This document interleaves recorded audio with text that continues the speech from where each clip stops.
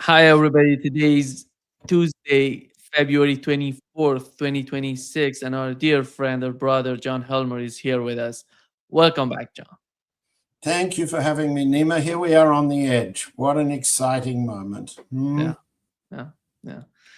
Please hit like button, helping us reaching more people. John, let me start with something that could r- somehow connect to both conflict in Ukraine and in the Middle East, and is Mm. related to both conflicts, which is the case of India.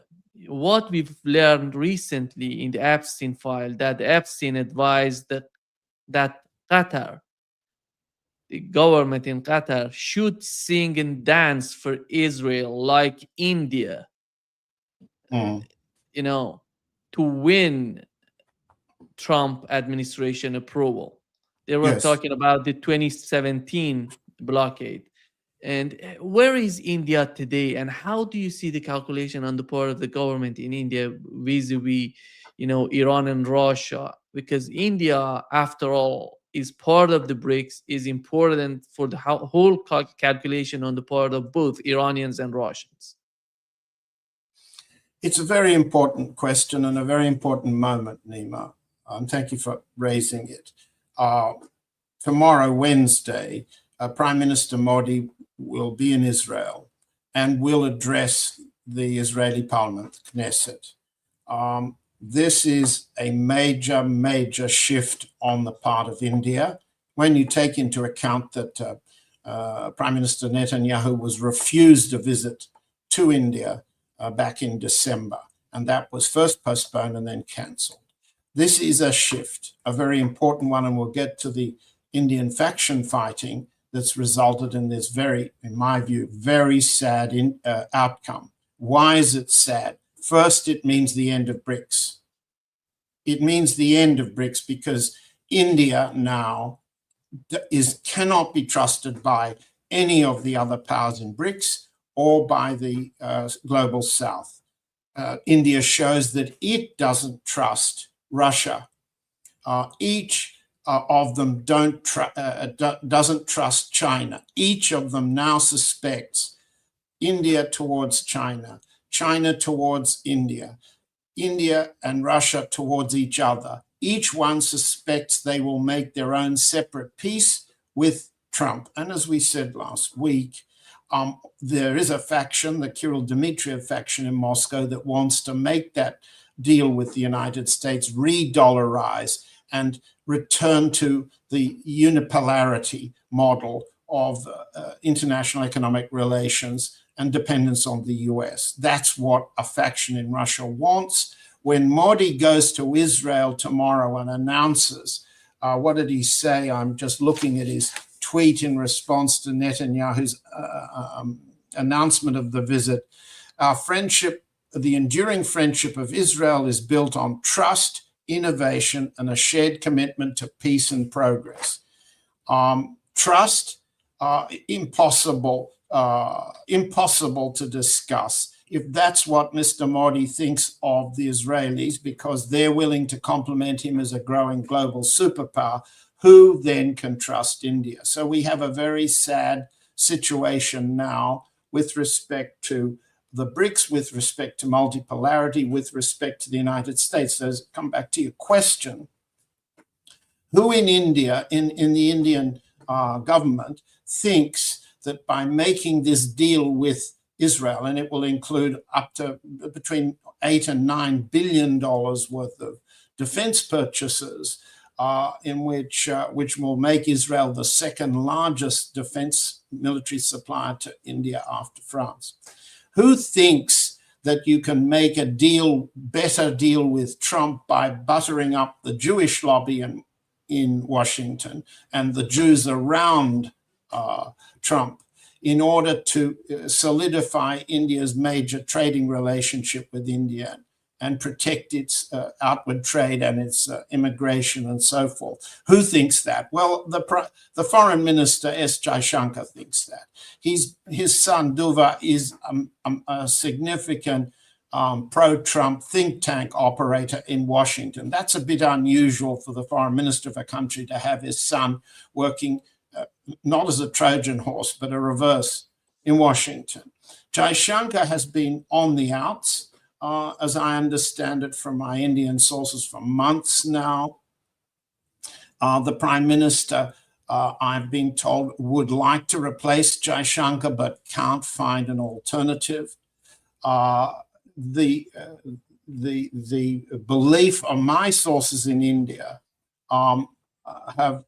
is that Jaishankar has now made a significant tactical gain in bringing off this visit to Israel. Others will say that it's a major, major trap the Israelis and Americans have set for the Indians, with a combination of Jaishankar within government, the Indian oligarchs that heavily invested in the defense business, and an underlying view that's popular that Israel supports the Indian wars against Pakistan and its other enemies. To show up in the Knesset when Israel is on the verge of attacking Iran is a very, very serious display of not of the balance that Indian policy and Indian strategy has always had between the Arab world, Iran, the so-called Jewish world. We'll include the United States in that. And so there's no more balance left here. This is a tilt, and it's a tilt that's very destructive. It follows the other trap which Mr. Modi fell into when Tahnoun bin Zayed, TBZ, the significant ruler of the brother of the MBZ, the sheikh controlling the UAE. Mohammed bin Zayed. Yeah. Yes. Tahnoun is the brother of Mohammed, and he's the significant driving force, potential successor if Mohammed falls ill or dies. And Tahnoun has trapped the Indians into taking sides in the peninsular politics for the UAE against Saudi Arabia. Now, bearing in mind that India is more dependent on Arab oil imports at the moment than it has been for many years. I'm just looking for my oil numbers, but what are they? Approximately 88.6% of India's oil is imported from abroad. And of that, 45% comes from UAE and Saudi Arabia. How can you, in a balanced policy on which your economy depends, make such a choice? It was a trap. Tahnoun set it. Modi fell for it, in my judgment, and I'm not the only one in Delhi who thinks that. To go to Israel was a trap set by the United States and Israel. Modi has fallen for it. What more can we say? This is what is confusing in Delhi and Indian politics now, is the confusion that the Indians have because they must fight continually a war against hostile enemies on the west, in the north, and in the east and in the south. That's a very serious problem for any country, and India struggles with it and struggles with it well. What's happening is a confusion in Indian thinking at the top between the operational necessities to defend India, diversify its sources of imported products on which it depends, its defense and military needs, a confusion between the operational necessity, which has made Israel important for many years, and the strategic requirements for India's long-term growth and major expansion in the world as a potential superpower. When you confuse operational necessity with strategic value, and you don't understand that Israeli genocide of Gaza changes everything in the way that you distinguish between operation and strategic necessity, you've lost the political plot. Yeah. John, you've mentioned the situation with Iran. How do you see the Trump administration? Because we had Steve Witkoff in his Yes. interview saying that the Iranians are not bending, they're not somehow capitulating, and Donald Trump is putting on. What is the understanding? What is your take on what is happening right now between Iran and the United States? We've tried the formula before. It's money, it's votes, it's power. Let's try it again. On the one hand, let's look at where the money at this very moment, and notwithstanding some of your podcasters telling you that the CIA has been telling them that an attack is coming. This has all been part of the pressure game against Iran. My view is, and I'm reporting it, I don't have bigger opinion than this. The money's saying in the last 3 days, I'm looking down at the oil price markers for West Texas Intermediate crude and Brent crude. The future price of oil is coming down again, not by much, but the rise of future priced oil has to continue up if the market, which invests very heavily in money, in tankers, and so forth, believes that the Hormuz Strait will stay open. Now, why will the Hormuz Strait stay open? Because Iran will keep it open. And why will Iran keep it open? Because the Iranians expect to wait out the Armada until the Armada must sail away. So on the money, the markets are saying no war. They haven't said Iran has won because there's no way of investing money in such an outcome, though that will be the outcome strategically. What do the votes say? Well, I'm looking at my presidential job approval poll, and it shows that President Trump's job approval is getting steadily worse by 1 or 2 percentage points each week, but it's getting worse. Now, when you're as triumphant as he announces himself to be, as we head into the driving season beginning in May, when spring will come soon, and then we're in the election campaign, if your job approval is getting worse, you're getting very nervous in the White House. And the job approval currently, I'm looking to see, approval for Trump is 42.7. This is an average of all the polls at the moment. Disapproval is 55.8. The negative gap's 13.1, which is a 0 point something percentage point up on the last time we looked at this. His job approval rating for inflation control is 1 percentage point worse. Most Americans think inflation's not under Trump's control. It's going to get worse. The approval of his handling of the Russia-Ukraine war is another 0.7 percentage point worse. So what's the voters saying? The voters are saying, we don't trust you. We don't trust anything you say. But if you get us into a killing war, which will generate inflation and casualties, it's ruinous for Trump's political short-term future. Now, what happens in the White House when this combination, because it's very simple, and we saw it in this leak in the Washington Post day before yesterday, when General Kane is allegedly the chairman of the Joint Chiefs, allegedly reportedly cautioned Trump from an attack on Iran. This is amusing. If everybody's seen the tweet saying shortfalls in critical munitions and a lack of support from allies will add to the significant risk of the operation at US personnel. What's that mean? It means the JCS is leaking that the risk is too great. And Trump's tweeted reply, I won't bother with going through more of it, indicates that he agrees. Now, the problem for these guys is what you've just said, Witkoff has said. They don't understand weakness turning into power. They just don't understand that. They're gangsters, and they know that on the streets of of Manhattan or Brooklyn or the Bronx, when you wave a gun around or you kill a few people or you shoot them through the knees, they comply. This is gangster mentality. But they do not understand that from weakness, apparent weakness on the Iranian side, there has emerged strength.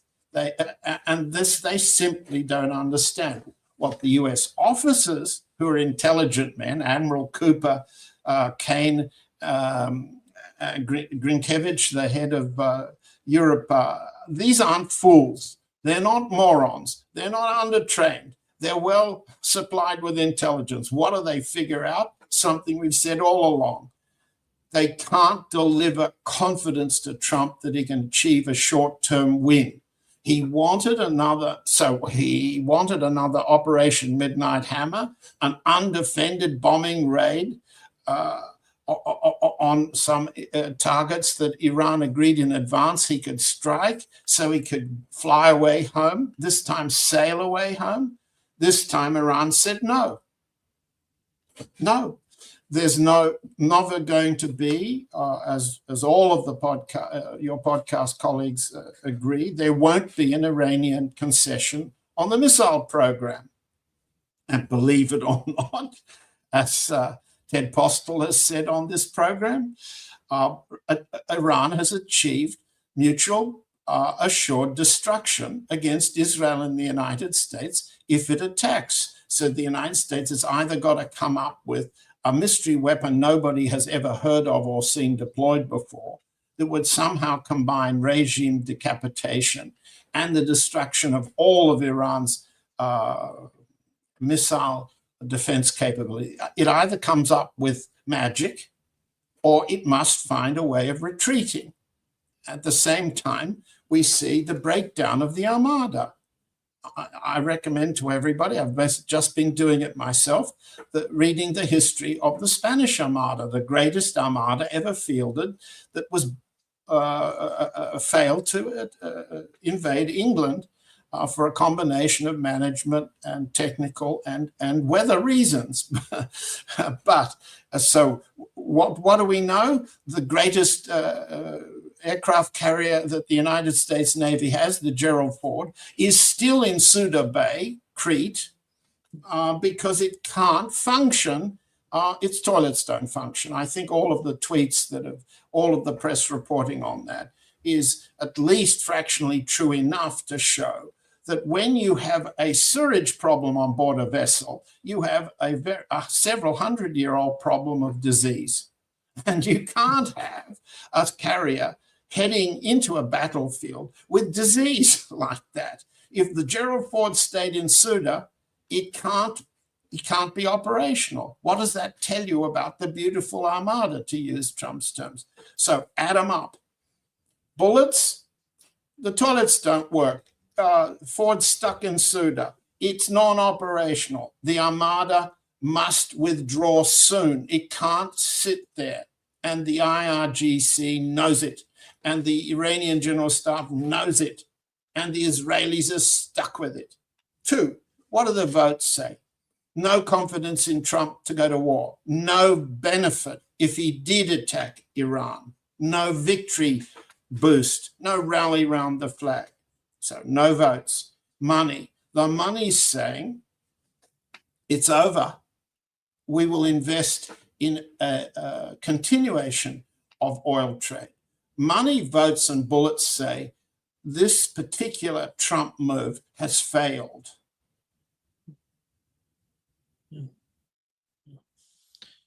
John, your understanding of cooperation between Iran and Russia and China, on the other hand, how do you see that? Because when it comes to the war between Iran and the United States, you can see, after the war between Russia and Ukraine, happening, we've learned who's going to support Russia during the war. We are for more than 4 years of the conflict in Ukraine. Yesterday was the anniversary of the conflict and the war in Ukraine.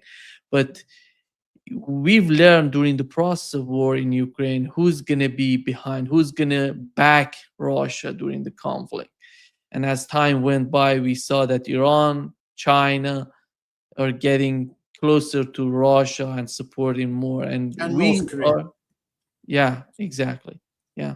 Yes. And we see something, are we seeing something like that happening with the case of Iran? Because war with Iran would be something so much important, in my opinion, to the whole concept of BRICS and the security of energy for China and the security of Russia, considering the changes that are happening in the Yes. Middle East.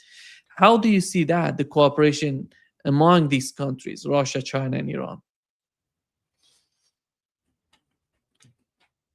How to put this?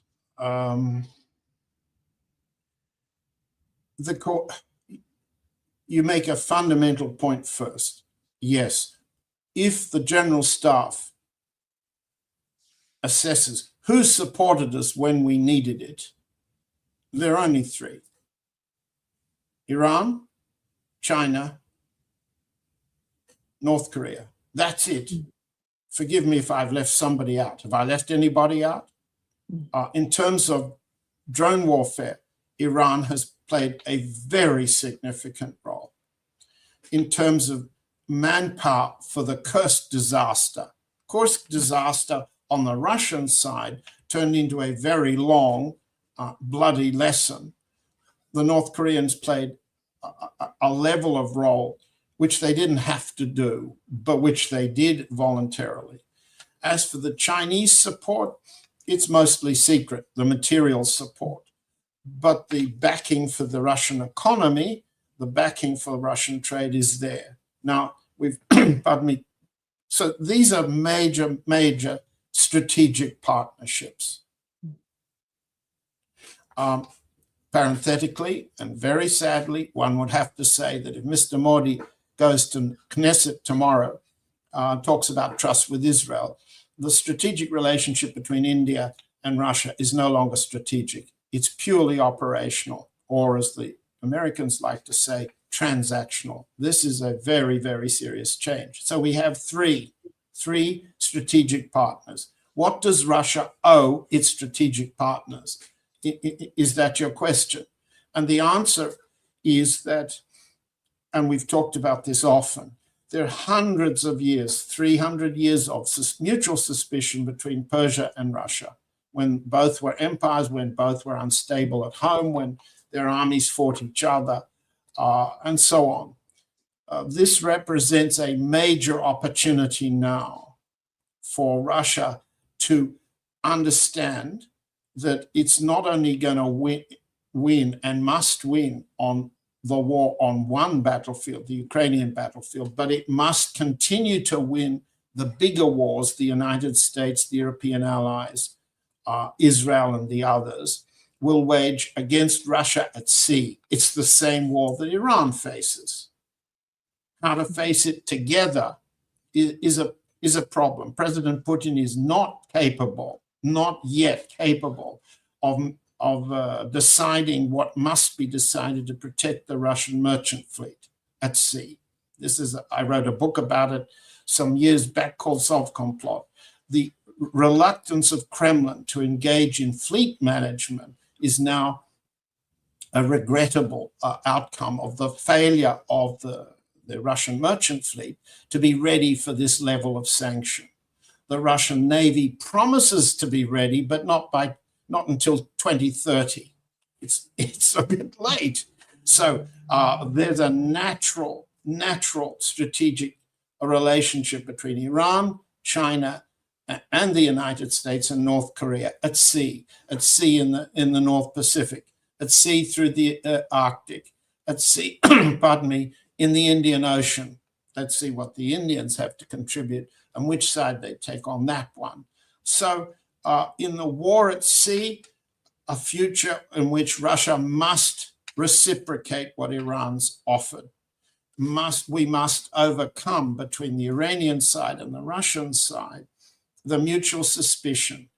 The Russian side at the military level and intelligence level, I'm sure, understands as former Foreign Minister Yevgeny Primakov understood, as there have been leading Russian figures, regrettably now dead, understood, that Russia benefits from a secure, stable, and sympathetic relationship with Iran and with the Arab states. So there's that to look forward to.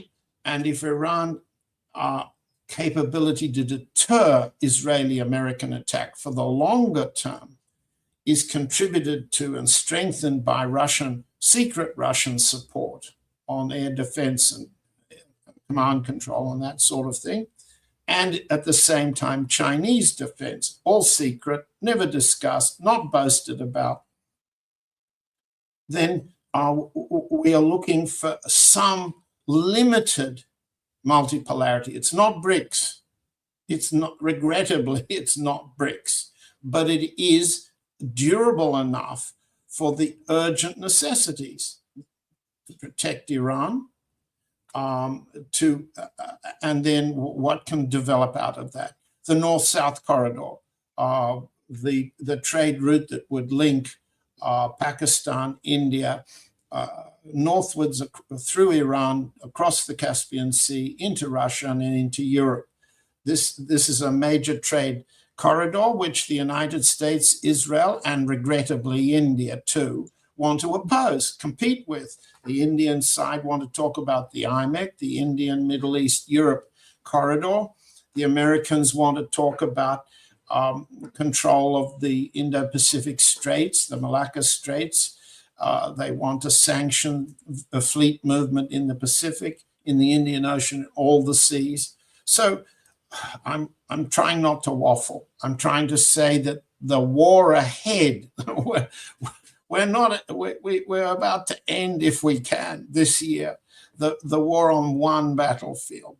But we're nowhere near ending the long-term war, because the so-called root causes of the conflict will never be agreed by little hustlers and gangsters like Witkoff, Kushner, and Grunbaum. They're just gunmen representing a much bigger power, an imperial power, which has no intention of ending the long war against Russia, against you in Iran, against China. Those enemies will stay, and it's a long war. Yeah.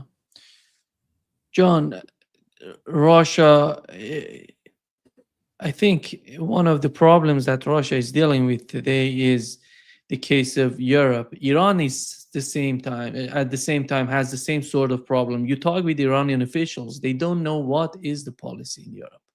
If Europe has an official policy in the Middle East, where is Europe in the whole calculation that you've just mentioned? Is Europe considering itself to be a player of importance in the whole case, in the calculation that you've just mentioned? Russia, China, Iran, North Korea, you see the United States trying to be, unfortunately, a proxy of the Israeli government against Iran.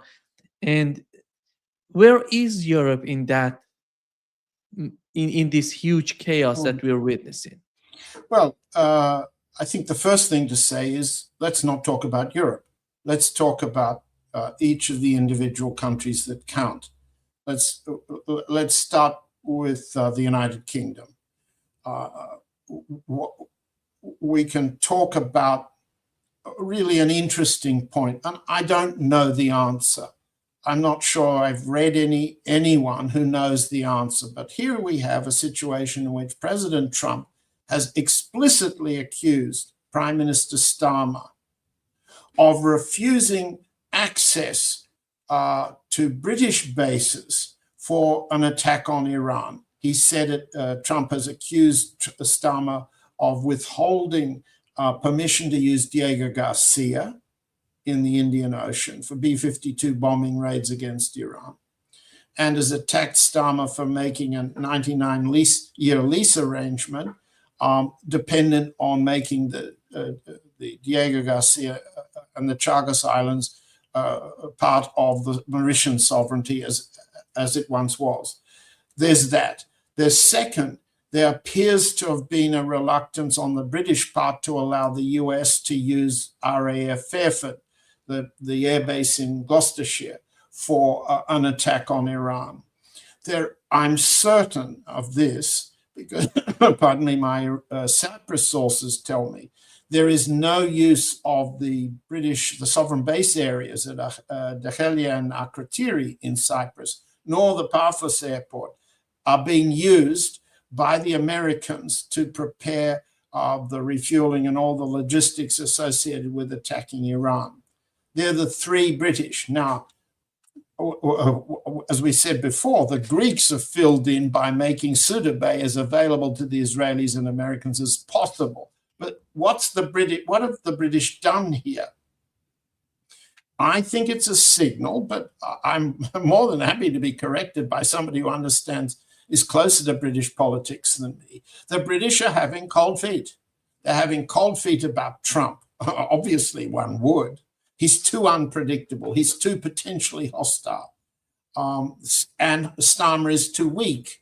So while the British Secret Service can cook up rubbish propaganda against Russia, the fact is that the British do not want to be at war with Iran at the same time and a war with China at the same time. Britain's too weak. Starmer is too weak to lead such a weakling country with such a weakling military force. They must not do what followed Trump. So I would say there's the beginning of a turn, not ideologically, not in the press, not against, in relation to Russia, no sign of that yet, but there are signs that the British want to cut and run from Trump's adventurism. First, what do we see in France? Well, we see another weakling government running out of time, preoccupied with a succession. France has the capacity to put corrupt presidents in jail.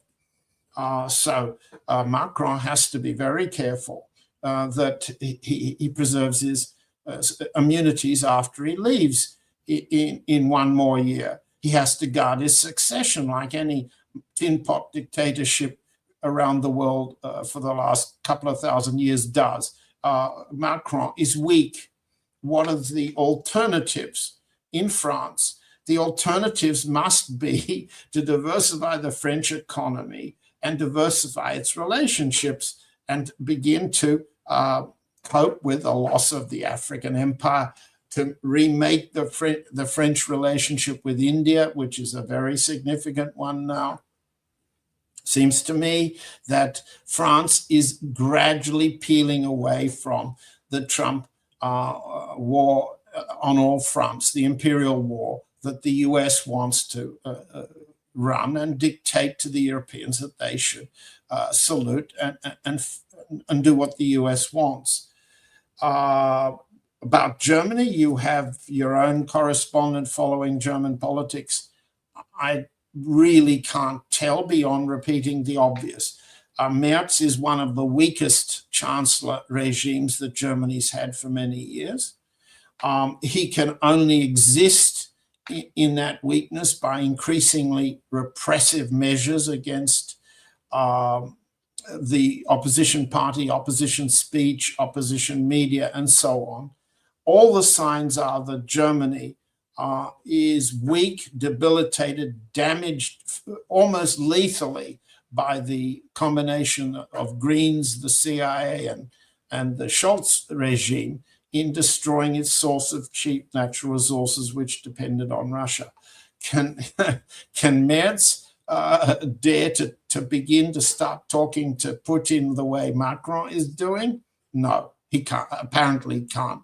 And I'll just defer to whoever your German experts are in what will evolve. But the process, what's the process here? You mentioned Europe. Well, if you've got the three major powers as weak as they are, if you have two of the three feeling their way out of the permanent war against all, as Trump wishes to fight, towards patching up relations with the Middle East, particularly the Arab states, but also they've got to patch up their relations with Iran sooner or later. They can't join Trump's war against all. They can't join the maritime war. They must find a way of being different. And it's not this isn't a hopeful prediction. It's based on what I see in the weakling states politics of starting with England and France. And I assume Germany can't be left behind. Now, what do we see with Germany? We see German commitment to a kind of mini Hitler version of rearmament driving the revival of the German economy that was fatally damaged by the destruction of Nord Stream, by the destruction of the Russian relationship.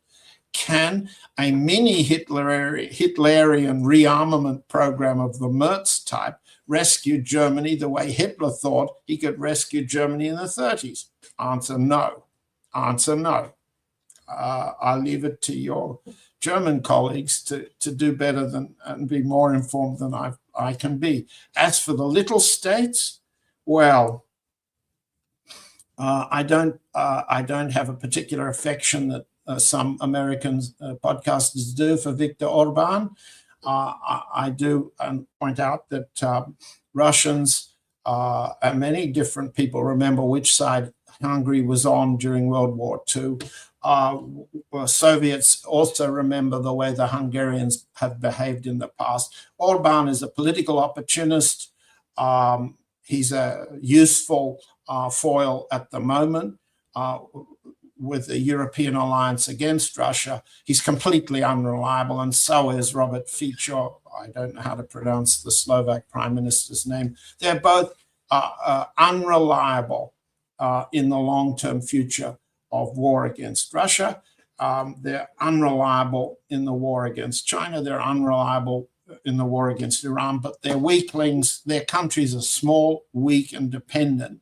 And in Orban's case, he's so fully dependent on his relationship with Israel. I can't see any movement of the Orban Hungarian type towards Iran. And I'd better leave off answering for how far can we get with more of the small countries. Norway, Sweden, utterly committed, like Denmark, to war with Russia. They'll try to make a separate peace in the Middle East with you. Yeah. John, we've learned from Russia's SVR, the foreign intelligence. Yes. They say that London and Paris are preparing to arm Kiev with nuclear bombs. Because they feel that if they do that, they put Ukraine in a better position to reach a favorable peace terms. How realistic is that? And do you think that's going to happen, or it's some sort of rhetoric? Because Boris Johnson said as well, he said that we have to put British troops on the ground in terms of, even having an agreement between Russia and the West. There has to be, European forces. He's talking specifically about British troops on the ground in Ukraine. Well, I haven't seen the SVR report. I think it's nonsense to suggest that either the French or the British would consider deploying nuclear weapons in Ukraine. They won't. This would defy their underlying nuclear independence for Britain by itself and France by itself to redeploy their weapons outside their territories. I think that's preposterous. I haven't seen it attributed to Mr. Narishkin or the SVR. I find it impossible to believe, but there are a lot of things that I find impossible to believe that have happened in the last few days. So I might be entirely wrong. It just simply defies the nuclear interests, the nuclear strategy, logic of each of the two, France and Britain.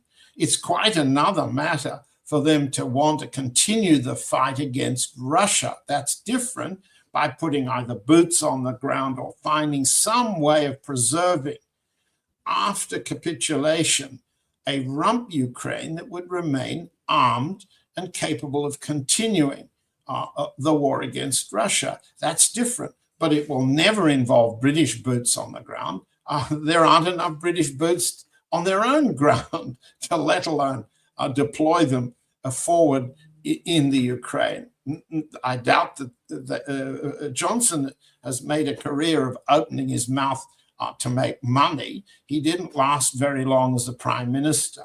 What comes out of his mouth is no longer more believable than what comes out of Lord Mandelson's pants. Why is the West feeling that the continuation of the conflict would bring Russia, would weaken Russia, which we know that wasn't the case in the last 4 years, but they're still insisting on that? What is in their mind? Do they really want a continuous, endless war in Ukraine against Russia? Endless war in Europe, yes. On all fronts up to the Arctic, yes. And we've gone into this in some detail.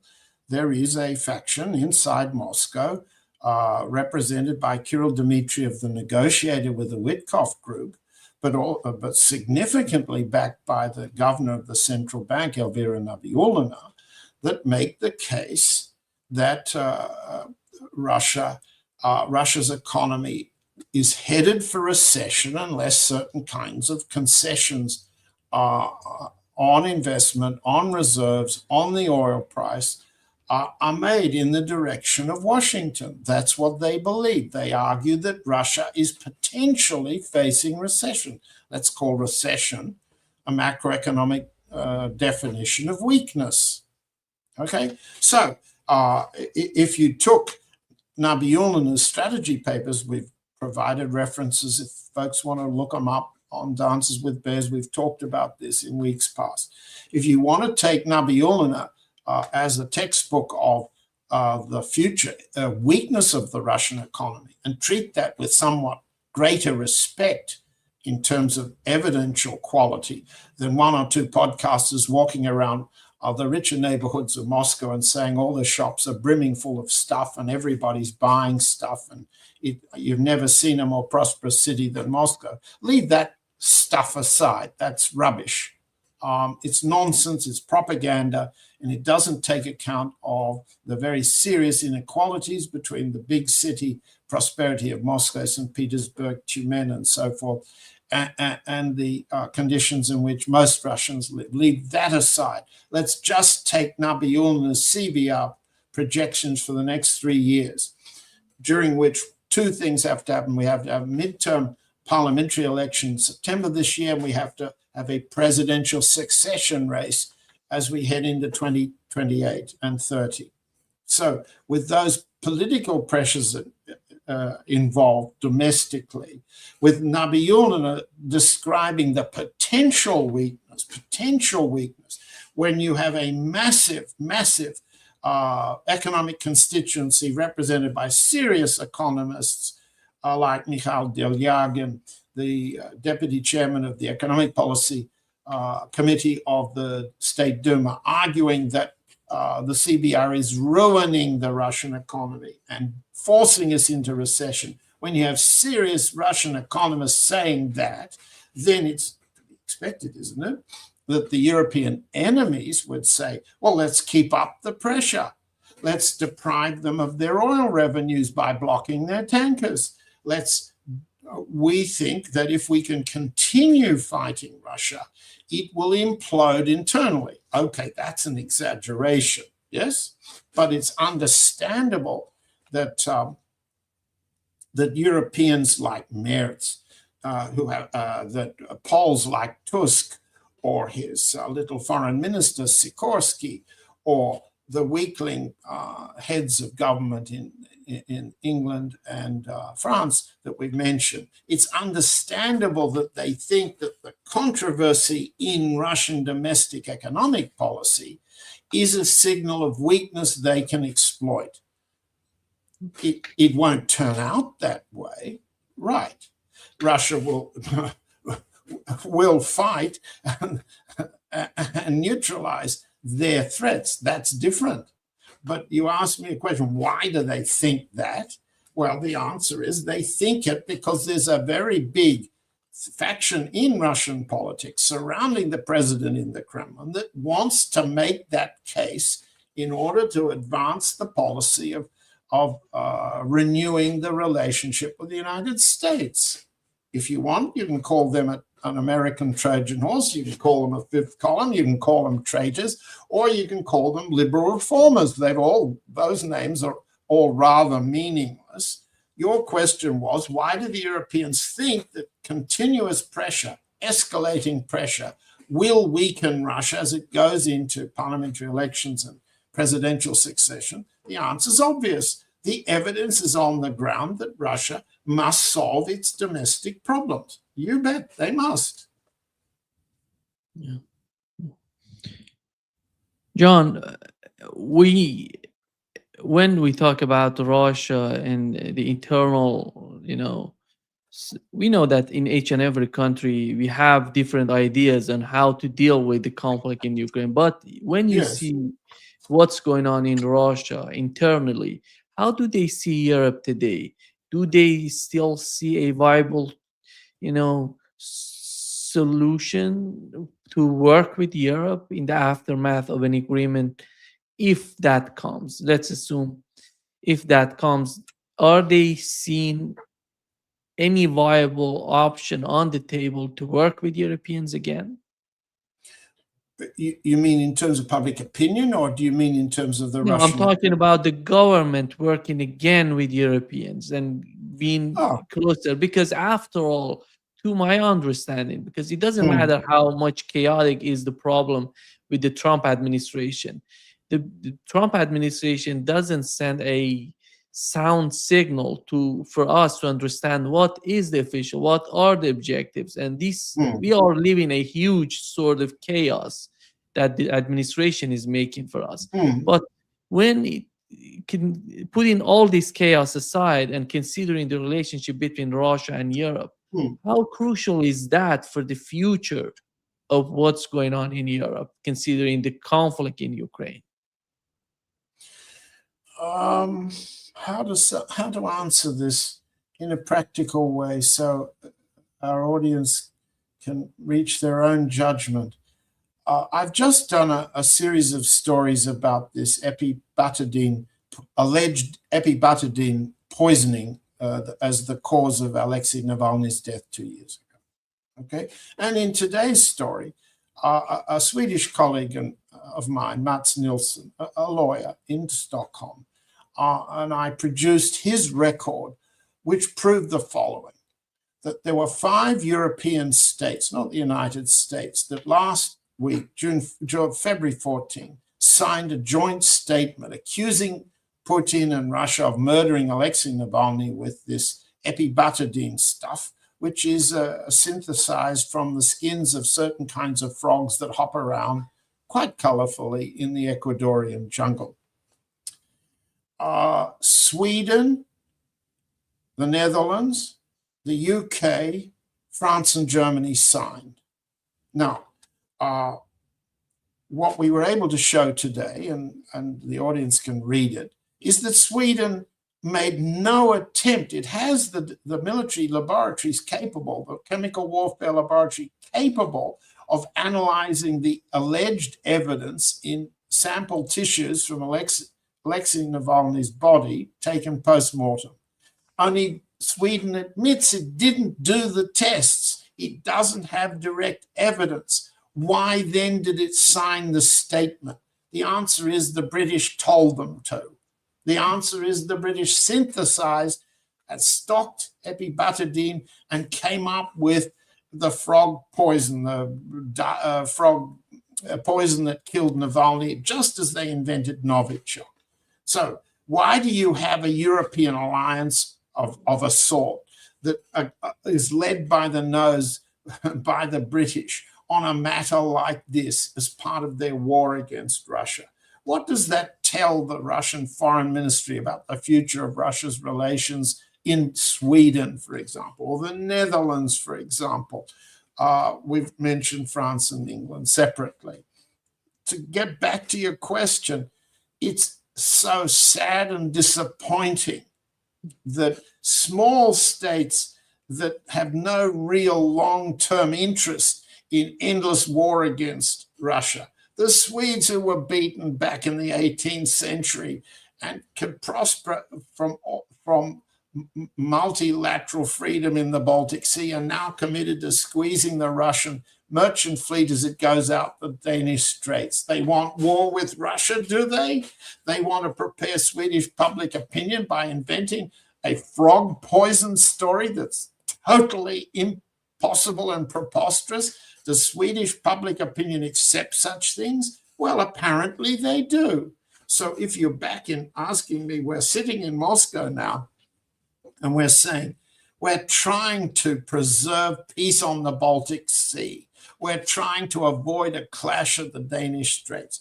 We're trying to minimize the rearmament race going northwards from Finland. I'm pointing my hand in the air as if I'm talking from the map, up to the Arctic Circle. Does Finland really want another war against Russia? Wasn't the last one lesson enough?